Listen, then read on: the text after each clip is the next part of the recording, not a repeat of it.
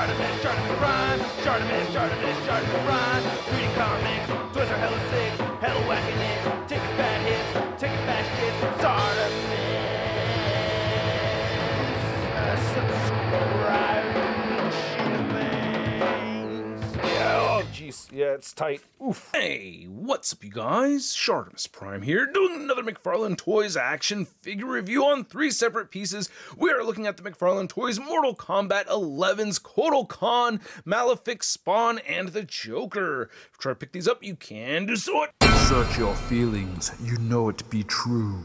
Darkside Toys is a store for you. Link below. Alright, down there, I ask you to please hit that like button, and if you're new here, hit that subscribe button as well as the notification bell. And a big thanks to McFarlaneToys for making this review possible and sending these products my way to review for you guys. If you want to see the latest from McFarlaneToys, be sure to check the link in the description below. And these all look very awesome. I thought this was a medieval Spawn at first, but it's a Malefik Spawn. Anyway, on the side you can see product shots of each of the characters on the side of the packaging, and then on the back right here you get product shots of each one again, looking pretty dope. And then on the side it just says Mortal Kombat 11, and then on the top you get window slivers, and then you can see the barcodes for the bottom of each of these. If that helps, pause it. Anyway, let's get to it and crack these things open. And here's all 3 figures out of the packaging, each of them looking pretty sweet, and they don't really come with too many accessories, but let's get a closer look at each of them, and then we'll take a closer look at the figures. So each figure comes with its own standard issue Mortal Kombat display stand. The Joker comes with a knife and this pickaxe, and then Kotal Kahn comes with this big old triangular sword, and then Spawn over here comes with these necro energy effects, and these do look pretty cool. You just have to make sure that you have it in the correct hand when you port them in. So he's got like these little holes in his hand, and he's going to hold it like this. So you can just make sure that it's on the right side. Right now it's not, and these are a bit pointy. No, that is the right side. Yeah. I got it right. And then you can see he has 2 of them, of course. They are different, not exactly identical to each other.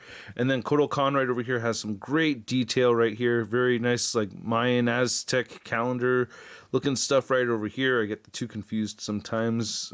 Forgive me. But yeah, the gold looks really nice. So I do like this. It is a little bent, but yeah, I do like it. And then the pickaxe over here has a whole nice Joker face on it, or skull. I always thought that was a Joker face. It's a skull. Well, why did I think that? I don't know. But yeah, this is pretty dope. A little bit warped as well. And then the knife right over here looks really good too.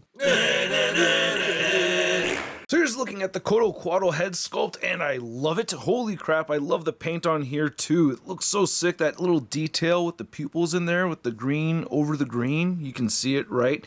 Then you get this little bit of a cast iron kind of finish on some of the metal parts of it, and you have all these Central American kind of, or ancient Central American patterns and everything right over here, looking really dope. I like the vibrant gold that we're seeing on it. I love the color variation on the face, man. Really dig this a lot. Now, and the feathers look really good. You do have to port on one of these feather pieces on here, but it stays on there very well. Loving that green and black fade, and the detail on each of the feathers is very well sculpted. So I'm really happy with that part of the figure. I'm actually really happy with the whole rest of the figure too. Well, I mean, I have a minor gripe here and there, but yeah, I love all the different textures that we're seeing right here. The paintwork looks really solid, so I'm very pleased with that. All these teals throughout just look really cool. Really digging it a lot, man. Looks fantastic. You have this little skirt piece right over here, and then you have some, faux ancient Central American stuff going on right over there. Unless that's real and I don't realize it, but that looks fake to me. I don't think that's real. And then, yeah, nice details right over here and everything. So really, really cool looking figure, man. Just love the design of this character and the execution of this figure. I think it matches very well. Looks great. The only thing I don't like is the ridiculously small feet, which is a consistent gripe of mine with the McFarlaneToys 7-inch scale superposable figures, or posable figures anyway.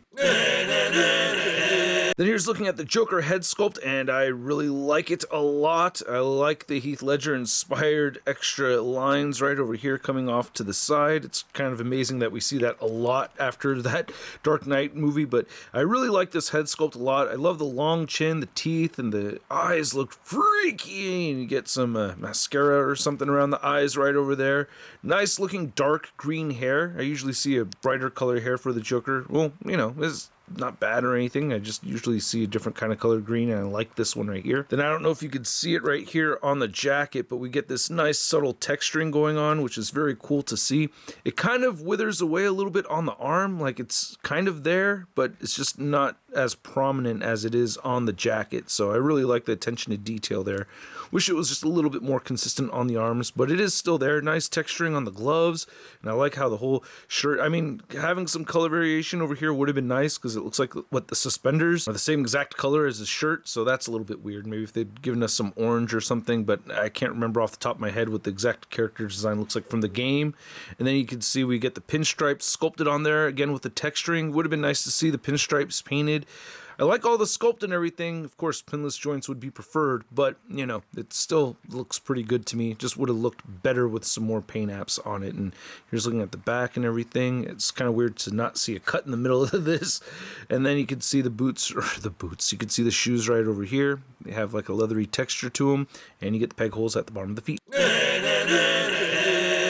And then here's looking at the Spawn figure, and while not the medieval Spawn design, I still really like this one a lot. The vibrant silver over the black with the green creeping in there for the eyes just looks great. We have nice textured detail for the skin. You can see that on the top of the head, or the suit anyway. It's not his actual skin, of course.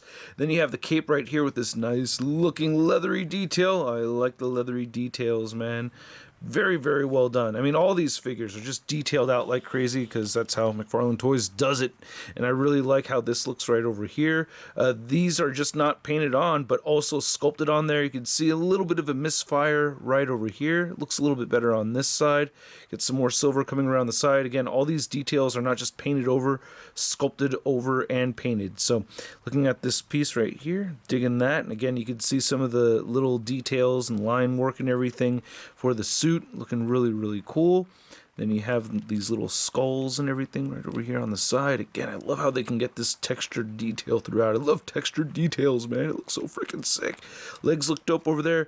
Lifting up the cape, you can see the inside of it right there. There's the bottom. You can see it has its layers, but it's kind of like, you know, all faux folded over and everything to make it more compact.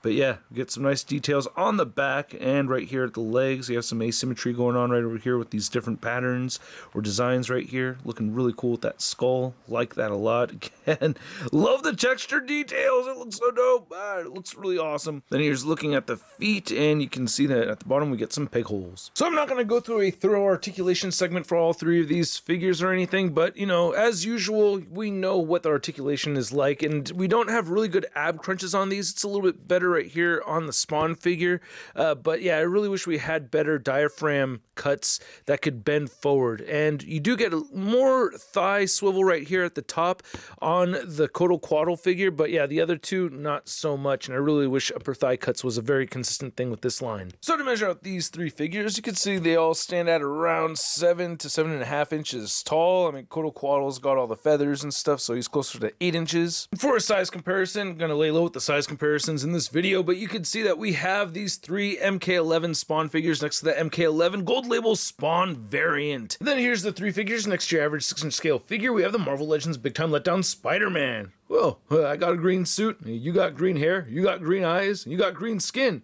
We should be a team. I was thinking the Green-tastic. So I hope you guys enjoyed this video. If you did, show some love to the channel by simply clicking that like button. And if you're new here, do not forget to hit that subscribe button as well as the notification bell. And a big thank you to all the true believers that support this content via the Patreon and membership. If you're in a position to do so and you want to check it out, links below. These figures are each very cool. I do like all three of them very much. They're all badass looking. My biggest gripes with them are really the limitations with the articulation and the lack of interchangeable hands, which I always think is a cool thing to have for the figures. But yeah, these don't come with interchangeable hands. It's a very typical gripe that I have with the McFarlaneToys figures. But yeah, I really love what McFarlaneToys has been doing for their Mortal Kombat line. I'm happy to add another Spawn suit to the collection, or another version of Spawn to the collection, so that makes me happy. The Kotal Kahn is badass. Like, I really like all three of them equally. I'm very happy to have all three of these.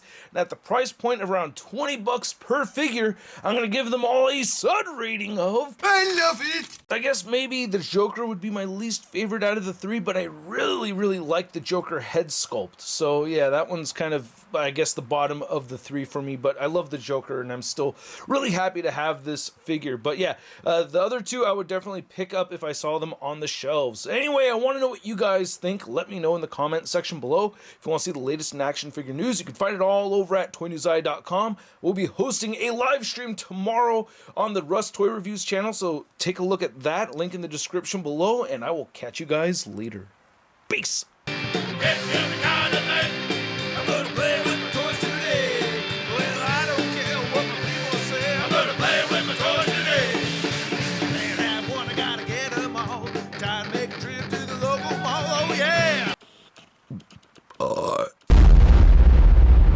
That's crispy.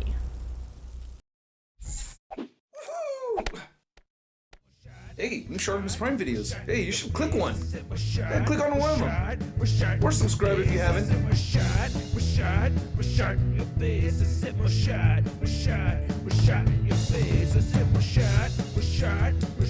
Your face.